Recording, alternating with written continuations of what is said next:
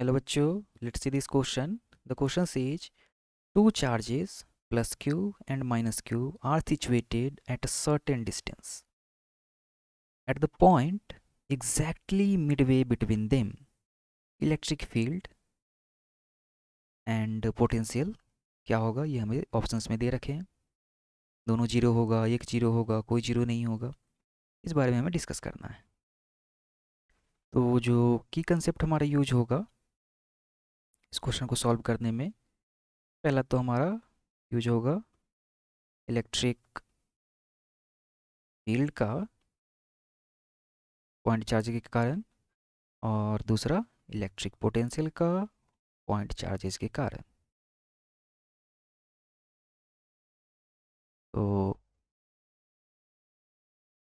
क्या होता है, हम मान लेते हैं कि हमारे पास जो दोनों चार्जेज हैं, एक है प्लस क्यू का और ये है माइनस क्यू.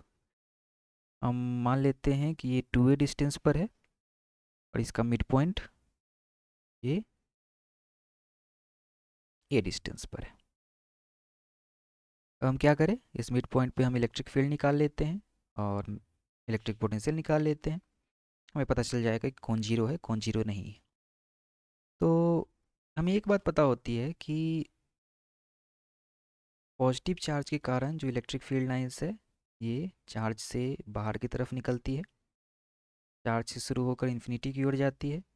और नेगेटिव चार्ज से जो इलेक्ट्रिक फील्ड लाइंस होती है वो इन्फिनिटी से चार्ज की तरफ आती है. और जो डायरेक्शन है वो इलेक्ट्रिक फील्ड का डायरेक्शन दिखाता है.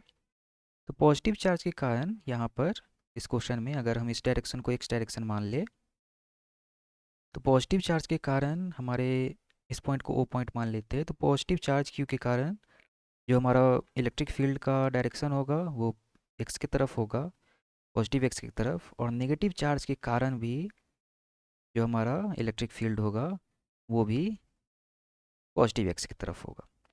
तो ओवरऑल क्या होगा कि पॉजिटिव और नेगेटिव चार्ज के कारण जो इलेक्ट्रिक फील्ड है वो दोनों चार्ज के कारण जुड़ जाएंगे. और क्या होता है इलेक्ट्रिक फील्ड का फॉर्मूला, इलेक्ट्रिक फील्ड का फॉर्मूला मैग्नीट्यूड की बात कर रहे हैं तो K Q divided by R square होता है. यहाँ पर आर क्या है, आर है हमारा ए. तो इलेक्ट्रिक फील्ड हमारा हो जाएगा ड्यू टू पॉजिटिव चार्ज के Q divided by A square. हम सिर्फ मैग्नीट्यूड की बात कर रहे हैं यहाँ. और नेगेटिव चार्ज के कारण भी हो जाएगा K Q divided by A square. और चूँकि दोनों एक ही डायरेक्शन में हैं तो नेट जो इलेक्ट्रिक फील्ड होगा वो दोनों का सम होगा, E Q plus E minus Q. और ये दोनों हो जाएगा 2k Q divided by A square. Electric field तो हमारा जीरो नहीं हुआ. अब इलेक्ट्रिक पोटेंशियल देख लें. इलेक्ट्रिक पोटेंशियल क्या होता है, इलेक्ट्रिक पोटेंशियल का फॉर्मूला होता है K Q divided by R. Electric potential at point 2 हमारा हो जाएगा K Q divided by A plus ये पॉजिटिव चार्ज के कारण और निगेटिव चार्ज के कारण हो जाएगा के माइनस क्यू डिवाइडेड बाई ए. ये हमारा हो जाएगा जीरो.